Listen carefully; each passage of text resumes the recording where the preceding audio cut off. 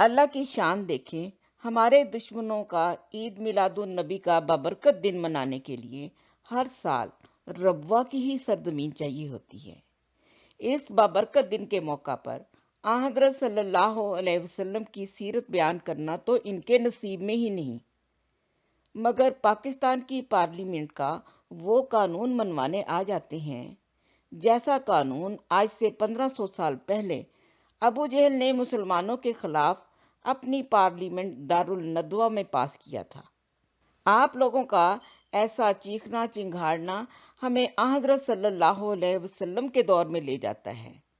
تاریخ گواہ ہے کہ ایسے قوانین بنانے والے اور ان کو منوانے والوں کا کیا انجام ہوا۔ اس لیے کہ وہ آئین کو نہیں مانتے، جو ریاست کے آئین کو جو نہ مانے وہ ریاست کا باغی ہوتا ہے، ریاست کا وفادار نہیں ہوتا۔ ہم ان قادیانیوں کو مسلسل بلاتے رہے اور بلاتے رہیں گے۔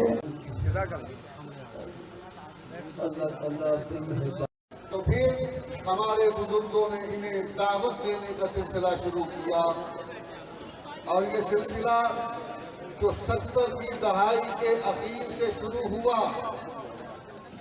اللہ تبارک و تعالی نے ہمارے بزرگوں کی ان کوششوں کو جو رنگ لگایا ہے۔ کبھی یہ آواز جہاں پر چند غیرت مند احرار مسلمانوں نے بلند کی تھی اور انہیں دعوت اسلام دی تھی، آج الحمدللہ